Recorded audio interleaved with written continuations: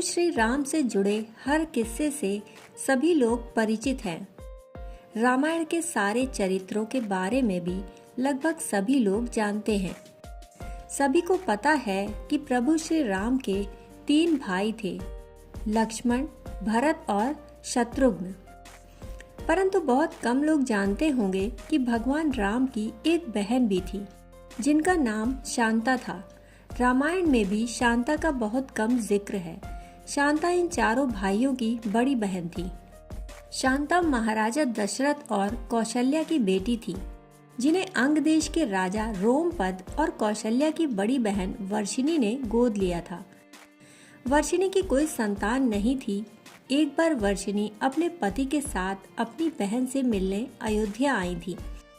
वर्षिणी ने मजाक में शांता को गोद लेने की इच्छा जताई। राजा दशरथ ने उन्हें अपनी बेटी शांता को गोद देने का वचन दे दिया और इस तरह शांता अंग देश की राजकुमारी बन गई। राजकुमारी शांता को वेद, कला और शिल्प का अनूठा ज्ञान था। वह बहुत सुंदर थी। एक दिन राजा रोमपद शांता के साथ बातचीत में व्यस्त थे। तभी एक ब्राह्मण मानसून के दिनों में राजा से खेती में मदद मांगने आया।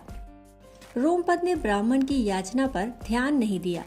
अपनी उपेक्षा से नाराज ब्राह्मण वहां से चले गए। वर्षा के देव इंद्रदेव भी अपने भक्त के इस अपमान से नाराज हो गए। इसलिए मानसून के मौसम में वहां बहुत कम वर्षा होती थी। सूखा पड़ने से वहां हाहाकार मच गया।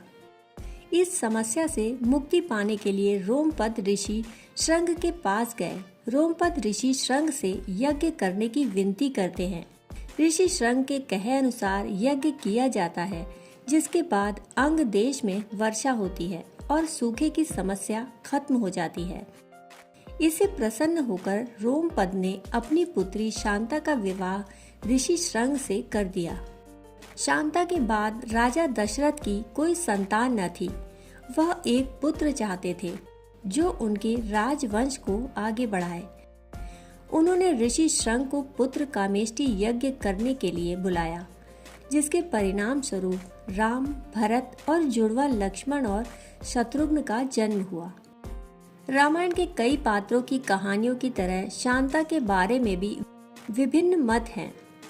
एक मत के अनुसार श्री राम को जन्म देने से पहले कौशल्या की एक बेटी थी जिसका नाम शांता था।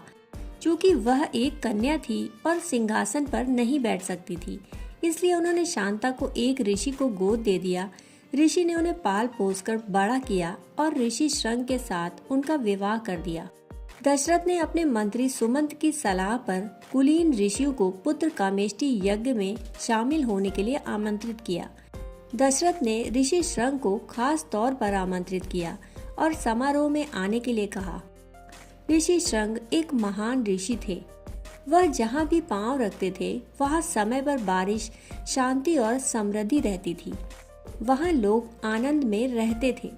सुमंत ने ऋषि श्रंग के पास जाकर उन्हें यज्ञ कराने को कहा।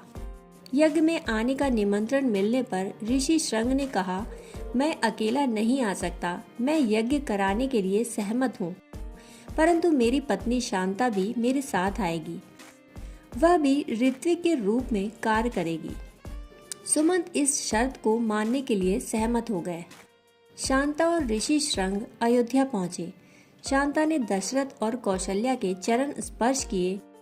शांता को देखकर राजा दशरथ हैरान थे, क्योंकि वह किसी ऋषि की तरह दिखती थी।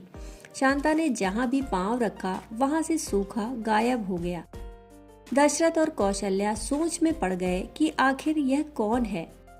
तब शांता ने स्वयं अपनी पहचान प्रकट की। उन्होंने कहा, मैं आपकी पुत्री शांता हूँ। यह जानकर बहुत खुशी हुई कि वह उनकी पुत्री शांता है, जिसे उन्होंने एक ऋषि को गोद दे दिया था। शांता के बारे में एक और मतानुसार एक बार अयोध्या में भयंकर सूखा पड़ा था और ऋषि श्रंग को यज्ञ करने के लिए बुलाया गया। ऋषि श्रंग द्वारा यज्ञ किए जाने पर जोरदार बारिश हुई और हर कोई खुशी से झूम उठा। राजा दशरथ ऋषि श्रंग को पुरस्कृत करने की इच्छा जताते हैं। ऋषि ने राजा दशरथ की बेटी शांता का हाथ मांगकर वहां सबको चौंका दिया। हालांकि राजा दशरथ अपनी राजकुमारी बेटी का हाथ एक ऋषि को देने के इच्छुक नहीं थे, परंतु फिर भी वह इस बात के लिए मान गए। सालों बाद भी राजा दशरथ की कोई संतान न हुई। वह पुत्र कामेष्टि यज्ञ करने के लिए फिर से ऋषि श्रंग को आमंत्रित करते हैं। यज्ञ कराने के बाद ऋषि श्रंग रानियों को प्रसाद खाने को देते हैं और इस तरह अयोध्या के राजकुमारों का जन्म होता है। अभी आप सुन रहे थे प्रभु श्री राम की बड़ी बहन शांता के बारे में। फिर मिलते हैं ऐसी ही कहानियों के साथ। तब तक के लिए धन्यवाद।